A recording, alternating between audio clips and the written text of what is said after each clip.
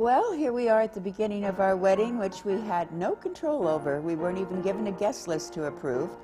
We were allowed to invite family members. That's my sister walking with producer Eddie Feldman, my daughter, the flower girl, Melissa, called her Mitz, and Bob and I walked down the so-called aisle together. This wedding was being performed on a sound stage next door to Hogan's set. And at the time, it was the first only actual wedding performed in Hollywood on a sound stage. Everything was a phony wedding, a dramatic wedding. Now it's quite popular. A lot of people are doing it. Oh, Bob is here. I always call marrying an eyeball. That's all you see of me throughout the whole film. And I do not know the name of the, that was a Supreme Court judge that Eddie arranged for.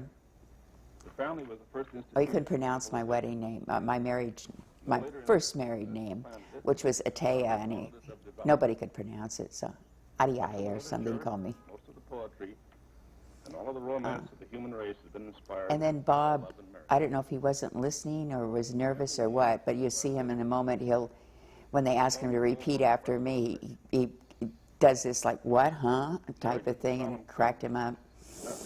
And he joked later about, great time to blow your lines. Eddie was great. I'm so sad that he's gone. He was such a terrific man. Real wonderful human being.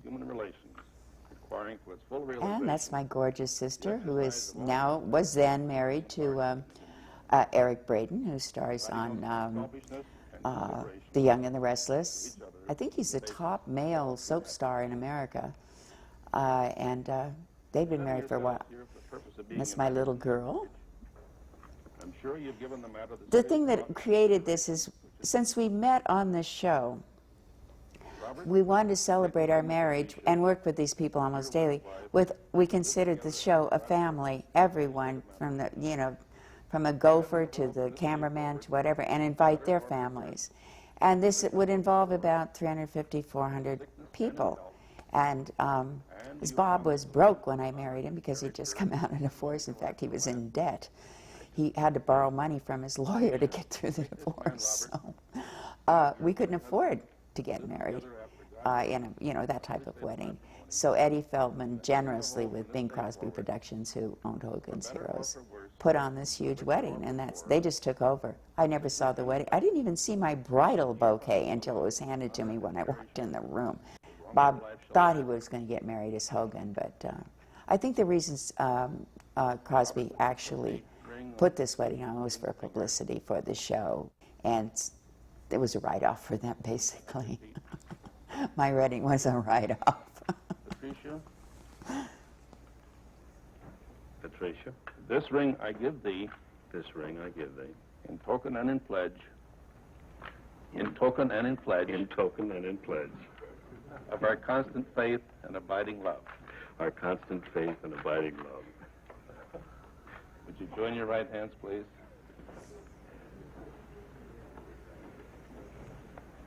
Now, in the company of these witnesses, you having each to the other made these solemn promises, and having sealed it by the giving of this ring, by virtue of the power vested in me as the judge of the Los Angeles Municipal District, I now pronounce you husband and wife.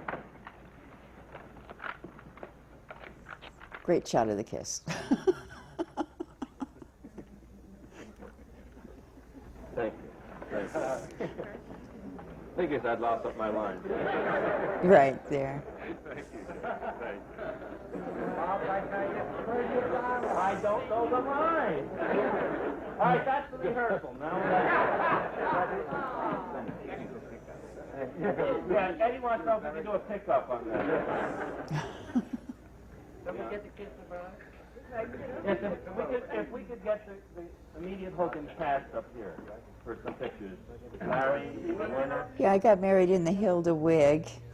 A funny story, quickly, I hope I can get it in. I got married in a Hilda wig, and the next day we got on a United plane to fly to New York. And under the wig, I was a brunette. My hair was about the color of my daughter's, or my sister's. And when flight took off, the stewardess came up and asked if she could speak to Bob privately in the back, and he followed her, and he came back laughing. And I said, what was that all about? And he said they'd read that he'd married the blonde on the show, and they'd gotten a little wedding cake to present to us, and they don't know what to do with it because he's sitting with a brunette. They're introducing people that you're not seeing. You're only seeing me talking to my daughter, Melissa. This is my dad, and this is Patty's sister, Dale.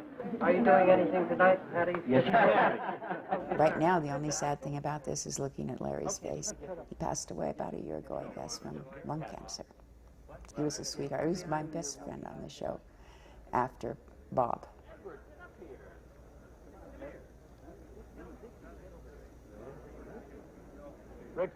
We had no control of the guest list at all, except we could invite family members or family friends. But the production office, Eddie Feldman, Hogan's Productions, controlled the guest list and who'd invite from the press and CBS executives and all those people. And when they'd invited a lot of the gossip columnists and everything. But when we got there, Rona Barrett wasn't there, and she was a very good friend of ours. So the next day after the wedding, she called and was furious, with Bob, why she wasn't invited. And he had to explain to her that he was actually furious with Eddie Feldman for not inviting her, and because she'd always been very, very generous to us and very kind to us. And she took the explanation very well when she realized we hadn't personally excluded her. They had decorated this whole soundstage very beautifully. They had a gazebo there that we were married in, and they had a 40s band so Bob could sit in and drum.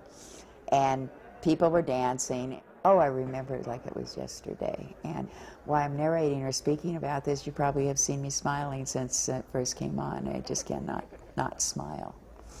It's a happy, happy day. And we've been together about 4 years, and we were deliriously happy.